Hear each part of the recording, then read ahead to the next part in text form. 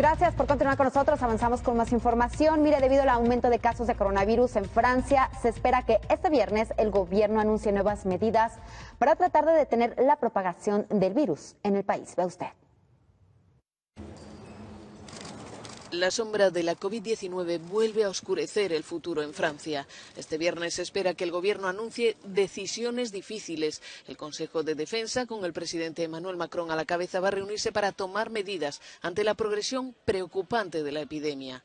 En las últimas 24 horas han registrado casi 10.000 nuevos casos, una cifra sin precedentes desde el inicio de la crisis sanitaria. La tasa R de reproducción del virus es de 1,29 a nivel nacional, aunque en algunas regiones es bastante superior. Eso significa que cada contagiado transmite el virus a más de una persona. Los indicadores se degradan desde hace semanas, pero especialmente desde la vuelta de vacaciones de verano y el reinicio del curso escolar. La enfermedad circula sobre todo entre la población más joven, una población con poco riesgo, pero los médicos advierten de que alcanzará inexorablemente a las personas mayores y a las más vulnerables. En las últimas 2 semanas, Francia ha registrado 130 casos por cada 100.000 habitantes, una de las tasas más elevadas de Europa. Lejos aún de la situación en España, aunque según los expertos solo es cuestión de tiempo para que se llegue al mismo nivel. Después de la pesadilla vivida en primavera, se teme que una segunda ola vuelva a desbordar este otoño los hospitales y los servicios de cuidados intensivos. La cuestión ahora es qué medidas tomará el gobierno. Se baraja la posibilidad de que se restrinjan las reuniones, incluso las privadas, siguiendo el ejemplo del Reino Unido.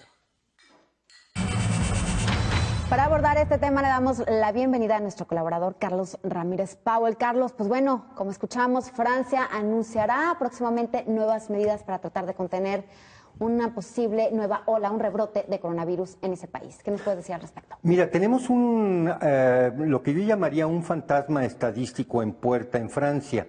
A lo largo de la última semana en ese país se aplicó 1 millón de pruebas de coronavirus, de las cuales el 5% salieron positivos.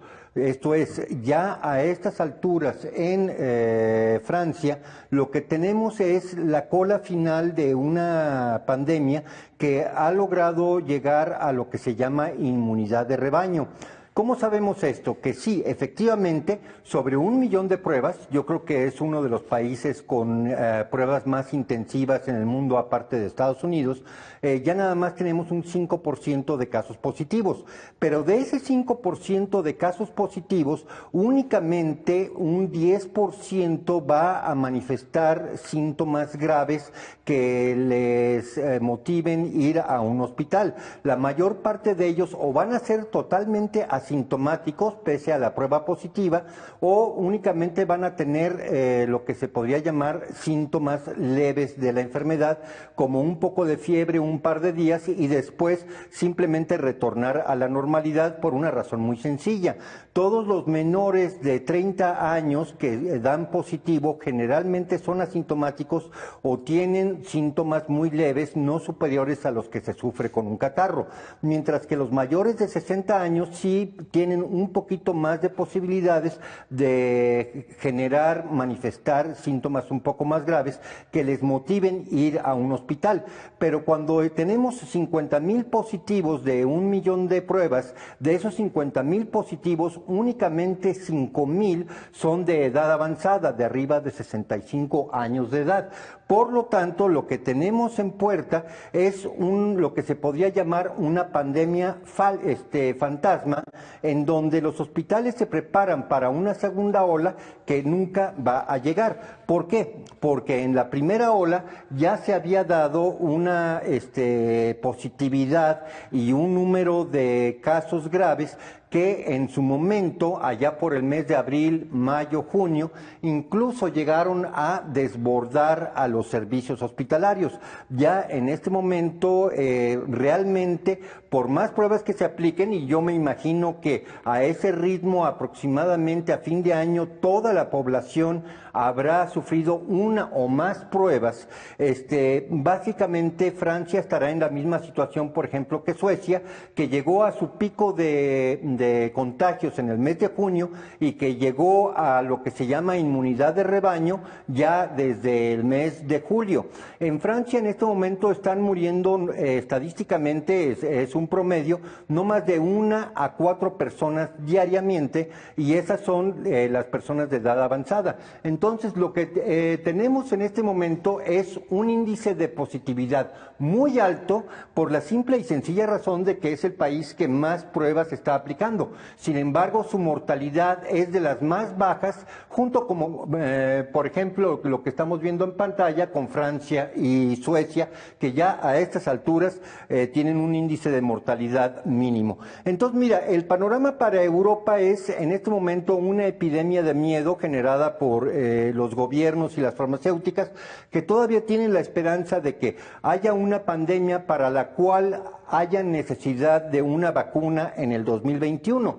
Si no tenemos una situación de pandemia, sino de post-pandemia, esto es, países que ya fueron totalmente contagiados y por lo tanto ya tienen totalmente inmunidad de rebaño, bueno, entonces la pregunta surge: ¿para quién fueron generadas las vacunas? El caso europeo es muy particular, puesto que sí tuvo niveles de mortalidad muy altos, precisamente porque tiene una población de edad avanzada significativa que fue muy susceptible al principio de esta pandemia. A estas alturas realmente ya la inmunidad de rebaño se ha impuesto, y de aquí en adelante la pregunta va a ser qué tanto van a poder seguir imponiendo políticas de miedo desde el gobierno y desde las farmacéuticas.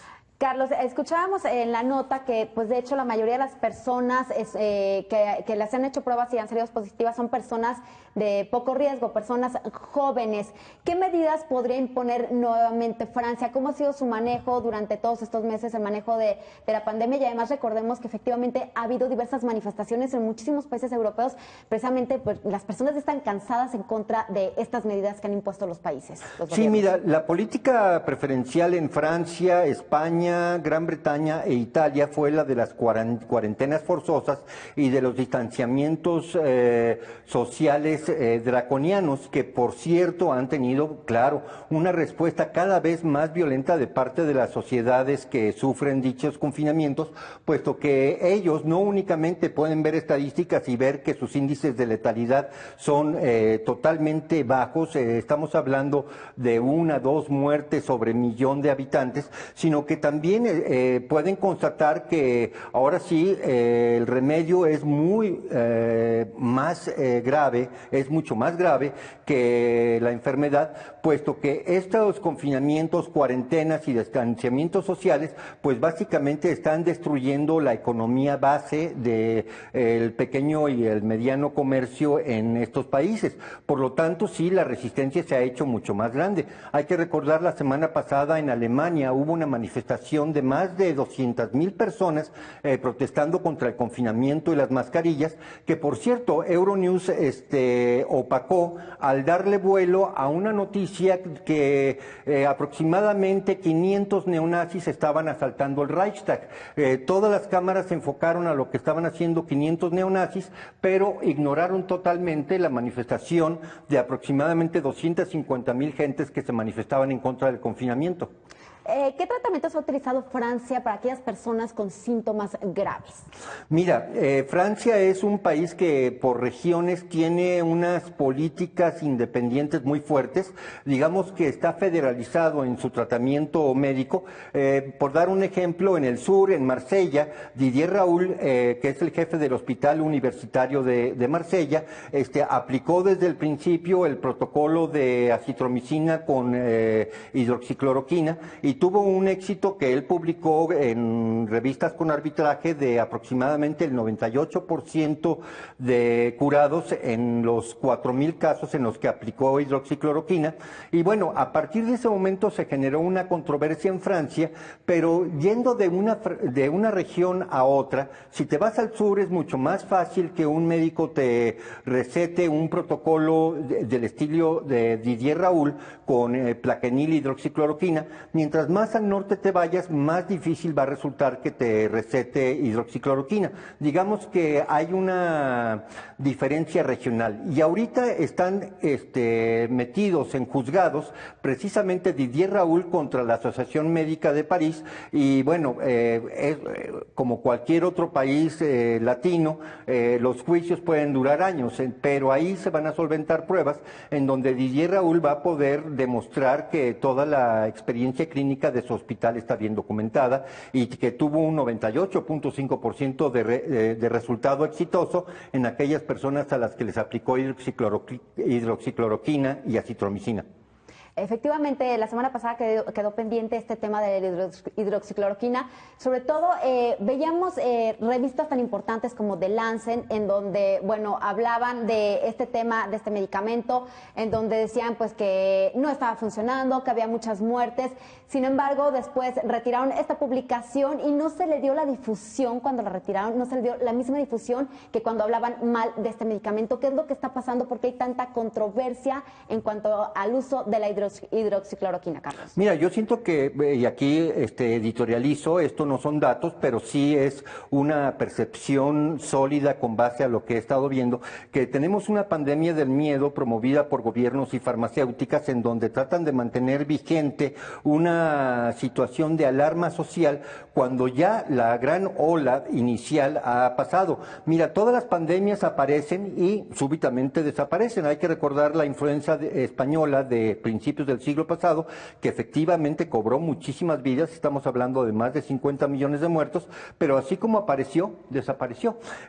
Había el miedo de que hubiese una segunda ola estilo influenza española, pero esta no se ha materializado y bueno, conociendo nosotros ahora, teniendo mucho más conocimiento de cómo funcionan y de cómo mutan los virus, pues una segunda ola viene muy probablemente con un virus muy mitigado porque cada mutación la hace más adaptable al anfitrión y lo cual significa que se convierte en menos letal. Entonces, mira, estamos en las postrimerías de una pandemia, pero desgraciadamente todavía vamos a tener que comentar mucho sobre ella porque ya es más un fenómeno social, médico, farmacéutico, político que un fenómeno biológico. Perfecto, Carlos, muchísimas gracias. La próxima semana hablaremos más al respecto y pues estaremos viendo cuáles son las medidas que tomará el gobierno francés y en varios países de Europa referente, pues bueno, a la propagación del virus en esa región. Pues hemos visto que en muchísimos países, por ejemplo, en Inglaterra, pues bueno, ya están prohibiendo las reuniones de más de 6 personas. Muchísimas gracias a nuestro colaborador Carlos Ramírez Pauer y también